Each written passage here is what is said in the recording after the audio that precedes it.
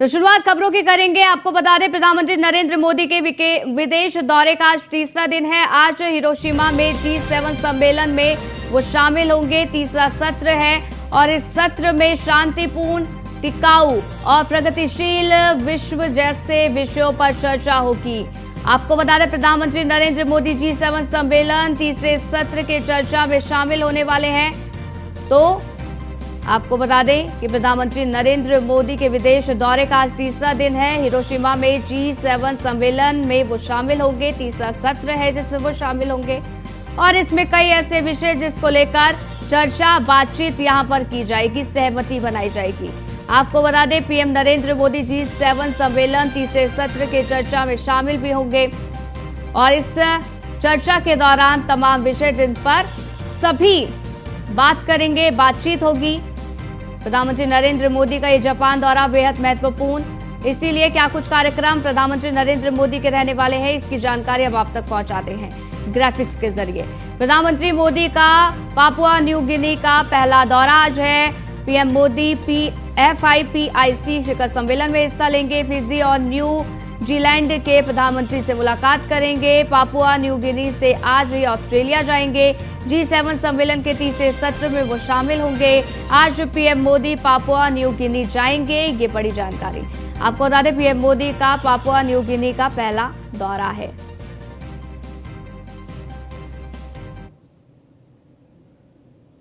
इसी के साथ सीएम योगी आदित्यनाथ के गोरखपुर दौरे का आज तीसरा दिन है। आपको बता दें, सीएम योगी आज धार्मिक कार्यक्रम में हिस्सा लेंगे। आज देव विग्रहों की प्राण प्रतिष्ठा करेंगे सीएम योगी आदित्यनाथ। प्राण प्रतिष्ठा के साथ गोरक्षपीठ के देवलोक का आज विस्तार होगा। इसके साथ ही 8 मई से चल रहे अनुष्ठानिक कार्यक्रम को पूरा किया जाएगा। तो आपको बता दें, सीएम योगी आदित्यनाथ की शक्ति पूजा आज है और इसमें सीएम योगी आदित्यनाथ के कई ऐसे कार्यक्रम जिसमें वो शामिल होने वाले हैं। आज श्री लक्ष्मी नारायण महायज्ञ में होगा पूर्णाहुति।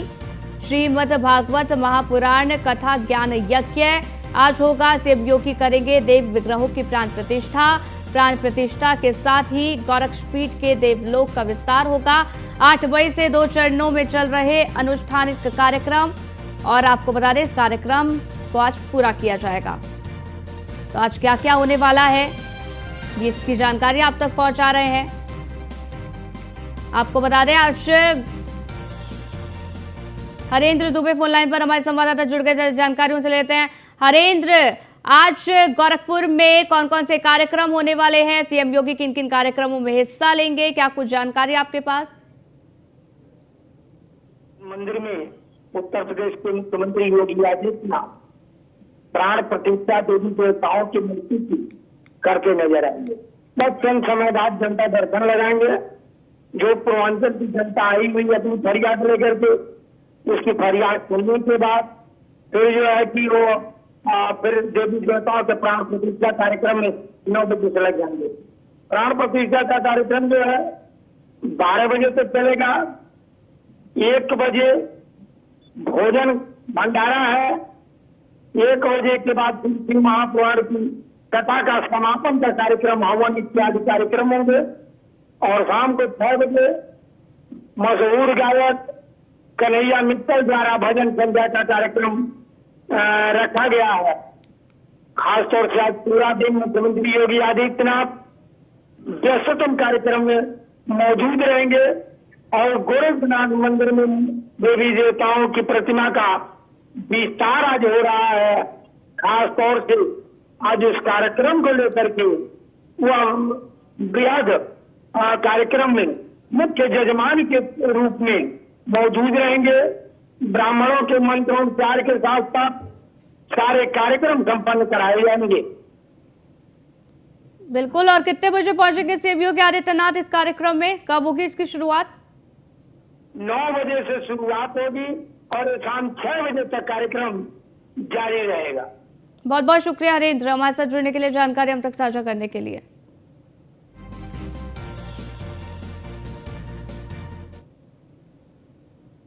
लखनऊ से आपको खबर बता देते हैं, हज यात्रा के लिए पहली फ्लाइट आज होगी रवाना। हज हाउस से यात्रियों का पहला जत्था आज रवाना होगा। हज हाउस से एयरपोर्ट के लिए पहला जत्था निकलेगा। आपको बता दें, यात्रियों को हरी झंडी दिखाएंगे मंत्री दानिश अंसारी। मंत्री के साथ मुस्लिम धर्मगुरु भी साथ मौजूद रहेंगे। यूपी में इस बार 25,444 हज यात्री यात्रा करने वाले हैं। लखनऊ एयरपोर्ट से 14,000 हज यात्री यात्रा करेंगे। आज 12 बजे हज यात्रियों की पहली फ्लाइट रवाना होगी। लखनऊ हज हाउस में सुरक्षा के कड़े इंतजाम भी कर दिए गए हैं। तो आपको बता दें, पहली उड़ान आज हज यात्रा के लिए, इसके लिए तमाम तरीके के इंतजाम किए हुए हैं। पहला जत्था रवाना होगा आज 12 बजे और एयरपोर्ट के लिए पहला जत्था निकलेगा। ये बड़ी जानकारी। यात्रियों को हरी झंडी दिखाएंगे मंत्री दानिश अंसारी। अब हज यात्री आज से मदीना के लिए उड़ान भरेंगे। उनकी कब का फ्लाइट होने वाली है और कितने बजे होगी, इसकी जानकारी अब आपको समझाते हैं। आज दोपहर 12 बजे लखनऊ से मदीना के लिए पहली फ्लाइट होगी, जिसमें 298 यात्री उड़ान भरेंगे। दूसरी फ्लाइट आज दोपहर 3:05 पर होगी। इस फ्लाइट में भी 298 यात्री मदीना के लिए उड़ान भरेंगे। 21 मई से 6 जून तक यात्री उड़ान भर सकेंगे। हज यात्रा के लिए कुल 45 उड़ानें संचालित होंगी, जिसमें करीब 14,000 हज यात्रा भर जाएंगे। तो कब फ्लाइट है, इसकी जानकारी आपको पहुंचा रहे हैं। हालांकि इस बार रिकॉर्ड संख्या में जायरीन हज यात्रा करेंगे। आइए अब आपको बताते हैं, साल 2022 में कितने लोगों ने की थी हज यात्रा और इस साल कितने लोग करेंगे हज यात्रा। वैसे हर साल हज यात्रा पर जायरीन जाते हैं, लेकिन इस साल 2022 की तुलना में हज यात्रियों की संख्या 154% ज्यादा है। इस साल लगभग 11,500 हज यात्रा रवाना होंगे और 2022 में ये संख्या 5,500 ही थी। इसके अलावा वाराणसी से लगभग 2,500 यात्री लखनऊ जाएंगे और वो भी लखनऊ से ही यात्रा करेंगे। ऐसे में ये जो संख्या है वो 14,000 के करीब पहुंच जाएगी। अश्विनी द्विवेदी फोन लाइन पर हमारे संवाददाता जुड़ गए, जानकारी उनसे ले लेते हैं। अश्विनी, यहाँ पर हज यात्रियों के लिए कब फ्लाइट की सुविधा होगी और क्या कुछ इंतजाम किए गए हैं, क्या कुछ जानकारी आपके पास? तो हज यात्रा के लिए आज पहली उड़ान लखनऊ से जाने वाली है, मदीना के लिए रवाना होगी। अगर बात करें यूपी में तो यूपी में इस बार लमसम 25,744 लोगों को हज यात्रा की अनुमति मिली। हालांकि 26,786 लोगों ने आवेदन किया था, लेकिन कुछ लोगों ने बात मना कर दी। इस चलते अंतिम जो हज यात्री है वो 25,744 हैं। तो इसमें कहीं ना कहीं जो तैयारी है वो पूरी हो चुकी है। आज 8 बजे अब से कुछ देर में ही जो है जो अल्पसंख्यक मंत्री हैं धर्मपाल सिंह, साथ ही साथ उसके अलावा करें तो दानिश अंसारी जो राज्य मंत्री हैं, ये लोग जो बस को हज जाएगी, बस हज हाउस से एयरपोर्ट जाएगी और लगभग 12 बजे के आसपास वहां से पहली उड़ान भर जाएगी। हम बात करें तो उत्तर प्रदेश में इस बार का हज यात्री जो आवेदन किया था, किसी को निराश नहीं होना पड़ा, क्योंकि उत्तर प्रदेश का कोटा जो है हज यात्रा के लगभग 30,000 है, लेकिन जो आवेदन के अनुसार है वो 26,786 थे। तो इसमें कहीं ना कहीं किसी को निराश नहीं होना पड़ा। हालांकि कुछ लोगों ने स्वयं सक्सेस देश कुछ छोड़ा है, तो ऐसे में आज की जो यात्रा शुरू होगी वो काफी लोगों के लिए उत्साहित करने वाली है। सिर्फ लखनऊ की बात करें, लखनऊ से सिर्फ 13,000 जो यात्री हैं वो उड़ान भरेंगे। इसके अलावा सिर्फ लखनऊ की बात करें, लखनऊ से 1411 यात्री हैं हज यात्रा 11 से, जो लखनऊ है दूसरे नंबर पे। सबसे ज्यादा यात्री हैं जो मुरादाबाद से जा रहे हैं, जो 15 से ऊपर है। ऐसे में कहीं ना कहीं तैयारियां पूरी कर ली है। इस बार जो हज यात्रा करने वाले पुरुष है उसकी संख्या 14,240 है, वही महिलाओं की संख्या 12,546 है। इसी तौर पर तैयारियां पूरी हो गई है। अब से कुछ देर में ही पहला जत्था है जो हज हाउस से रवाना किया जाएगा, फिर एयरपोर्ट पहुंचेगा और वहां से उड़ान भरेगा। बिल्कुल अश्विनी, और यहाँ पर एयरपोर्ट पर भी तमाम तरीके के इंतजाम किए गए हैं। किस तरीके के इंतजाम देखने को मिलेंगे, क्योंकि यहाँ पर बताया जा रहा है कि अलग से वजूखाना भी रखा गया है और नमाज पढ़ने के लिए भी अलग से जगह निर्धारित की गई है? बिल्कुल जा रहे हैं उनके लिए इंतजाम किए गए हैं। सबसे ज्यादा दिक्कत जो आती थी चेकिंग में आती थी, चेकिंग होती थी, तो उसके लिए चेकिंग के लिए विशेष तरह की व्यवस्था की, अलग व्यवस्था की, जिससे समय जगन्नाथ वहाँ पे जिससे समय पर वो फ्लाइट में बैठ जाए और समय पर फ्लाइट जा सके। इसके तौर पर तमाम तरह की व्यवस्थाएं की गई हैं और अब से कुछ सभी व्यवस्थाओं का फायदा जो है जल्दी हो जाएगी। चलिए, बहुत बहुत शुक्रिया अश्विनी, आप नजर बनाए रखिएगा, जो भी अपडेट होगी अब तक पहुंचाना। बहुत बहुत शुक्रिया हमारे साथ जुड़ने के लिए, जानकारी हम तक साझा करने के लिए। मथुरा से आपको खबर बता देते हैं, 1 लाख के इनामी बदमाश से पुलिस की मुठभेड़ हो जाती है। मुठभेड़ के दौरान गोली लगने से बदमाश रोहित गुर्जर घायल हो गया। घायल बदमाश को पुलिस ने अस्पताल में भर्ती कराया है। पुलिस टीम पर फायरिंग करने के मामले में तलाश कर रही थी। 2021 का मामला था जब बरसाना पुलिस टीम पर फायरिंग इस शख्स ने की थी। बदमाश रोहित गुर्जर की तलाश कर रही थी और आपको बता दें कि बदमाश जो रोहित गुर्जर है, 2 दर्जन से अधिक इस पर मुकदमे भी दर्ज है। पुलिस लगातार तलाश यहां इसकी कर रही थी। हालांकि यहां पर पुलिस को बड़ी सफलता हाथ लगी है। मुठभेड़ के दौरान रोहित गुर्जर को गिरफ्तार कर लिया गया है। हालांकि मुठभेड़ के दौरान वो घायल भी हुआ, जिसके बाद उसको अस्पताल में भर्ती कराया गया। लेकिन ये तस्वीर भी अब आपको दिखा रहे हैं किस तरीके से मुठभेड़ हुई और मुठभेड़ में रोहित घायल हो गया। 2021 में बरसाना पुलिस पर फायरिंग की थी और पुलिस लंबे समय से तलाश भी कर रही थी और यहां पर पुलिस को बड़ी सफलता हाथ लगी। पुलिस को इनपुट्स मिले, जिसके बाद पुलिस मौके पर पहुंचती है। उसके बाद मुठभेड़ होती है और मुठभेड़ के दौरान ये बदमाश घायल हो जाता है। अब देखिए, फुल स्क्रीन पर अब आपको ये वीडियो दिखा रहे हैं। ये बदमाश जो कि गोली लगने से घायल हुआ, हालांकि उसके बाद अस्पताल में उसको भर्ती कराया गया। अब पुलिस आगे की जांच में भी लगी हुई है। लेकिन 2021 का मामला है। बताया जाता है कि बरसाना पुलिस पर इस बदमाश ने फायरिंग की थी और इस बदमाश पर 2 दर्जन से अधिक मुकदमे भी दर्ज है। 1 लाख का ये इनामी बदमाश पुलिस लंबे समय से तलाश कर रही थी, लेकिन अब ये बड़ी सफलता पुलिस को हाथ लगी है। मुठभेड़ के दौरान इस बदमाश को गिरफ्तार कर लिया गया है। गगन पंडित हमारे संवाददाता जुड़ गए, जानकारी उनसे ले लेते हैं। गगन, यहाँ पर 2021 का ये पूरा मामला देखिए दर्शकों तक हम पहुंचा रहे हैं। 2021 में बरसाना पुलिस टीम पर इस बदमाश ने फायरिंग की थी। पुलिस तलाश कर रही थी। 10 लाख का इस पर इनाम घोषित था और माफ कीजिएगा 1 लाख का इनाम इस पर घोषित था और मुठभेड़ के दौरान इसको गिरफ्तार कर लिया गया। 2 दर्जन से अधिक मुकदमे पहले से ही दर्ज थे, यानी कि एक कुख्यात बदमाश ये, और पुलिस तलाश कर रही थी। लेकिन एक बहुत बड़ी सफलता हम इसको कहेंगे, क्योंकि यहां पर मुठभेड़ हुई और रोहित गुर्जर को गिरफ्तार कर लिया गया। क्योंकि 2021 का मामला 2023 में यहां पर गिरफ्तारी हुई है। बरसाना पुलिस पर यहां पर फायरिंग की थी। 2 दर्जन से अधिक मुकदमे दर्ज, पुलिस ने ये जानकारी दी है। हालांकि पुलिस सब आगे की कार्रवाई में भी जुट गई है। अस्पताल में फिलहाल भर्ती कराया गया है। उसके बाद जैसे ही अस्पताल से डिस्चार्ज होता है इस बदमाश को जेल भेजा जाएगा।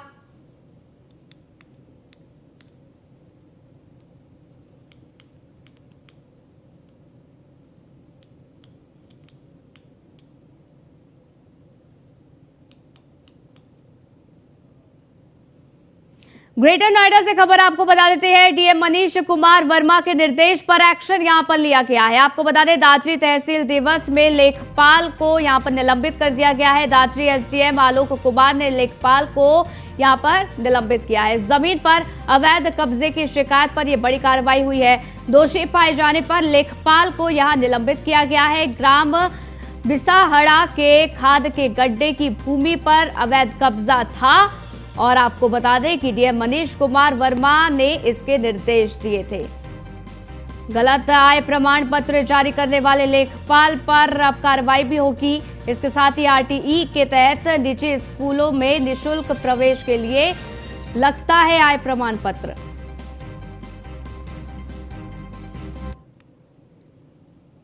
सिद्धार्थनगर से खबर आपको बता देते हैं, मामूली विवाद में महिला की पीट कर यहां हत्या कर दी गई है। कटहल तोड़ने के आरोप को लेकर यह विवाद हुआ था। गांव के 2 परिवारों के बीच विवाद हुआ। एक पक्ष के लोगों ने धारदार हथियार से हत्या कर दी। मृतका की बेटी भी इसमें घायल हुई है। अस्पताल में भर्ती कराया गया है। जोगिया थाना इलाके के गोनहा गांव का ये पूरा मामला है। तो कटहल काल का कारण बना। आपको बता दें कि इसमें एक महिला की हत्या कर दी गई है। हालांकि पुलिस अब इस पूरे मामले की जांच कर रही है। मामूली विवाद था जिसके बाद महिला की पीट कर हत्या कर दी गई। कटहल तोड़ने के आरोप को लेकर ये विवाद हुआ था, ये जानकारी मिल रही है। इसके साथ ही गांव के 2 परिवारों के बीच विवाद हुआ था और ये विवाद इतना बड़ा कि यहां पर एक की पीट कर हत्या कर दी गई धारदार हथियार से। मृतका की बेटी भी इसमें घायल हो गई है। अस्पताल में फिलहाल वो भर्ती है। गांव में एक टेम्पो आया था, हमारी मम्मी भेली आने गई थी। गांव में बंदर आए थे, कटहर का पेड़ था, बंदर 3 कटहर तोड़ के नीचे गिरा दिए। उस घर के लोग कह रहे हैं कि कटहर तुम्हें तोड़ी हो। बरसाती, तैलन, किसलौती, गोलकी और दिनेश, चितराम सभी लोग मिलकर कह रहे हैं कल से झगड़ा हो रहा है, आज भी हो रहा है। सुबह से सभी लोग मारे थे, पुलिस आए, पुलिस चले गए, फिर वो लोग दोबारा घर से निकल के आए हैं। हमारी मम्मी बहन को ठेका मार के मुंह छितरा दिए हैं सभी लोग। जोगिया उदयपुर में गुना गांव में एक 45 वर्षीय महिला की हत्या कर दी गई है। इसमें गांव में ही आपसी विवाद को लेके इसमें जो विपक्षियों द्वारा इसके सर पे वार किया गया जिससे इसका मृत्यु हुआ है। मौके पे पुलिस टीम आ गई है, साथ में फील्ड यूनिट भी है और जानकारी प्राप्त की जा रही है। इसमें शीघ्र ही जितने भी इसमें अभियुक्त है उनकी गिरफ्तारी कर कठोरतम कार्रवाई। वहीं 2000 के नोटबंदी पर मायावती का जो ट्वीट है वो सामने आया है। अब वो ट्वीट आपको दिखा देते हैं। आपको बता दें कि उन्होंने लिखा है कि करेंसी और उसके विश्व बाजार की में कीमत का संबंध देश का हित और प्रतिष्ठा से जुड़ा होने के कारण इसमें जल्दी बदलाव करना जनहित को सीधे तौर पर प्रभावित करता है। इसलिए ऐसा करने से पहले इसके प्रभाव और परिणाम पर समुचित अध्ययन जरूरी है। सरकार इस पर जरूर ध्यान दे। वहीं 2000 के नोट के सर्कुलेशन के आदेश के बाद से उन लोगों में हलचल मच गई है जिनके पास ये नोट पड़े हुए हैं।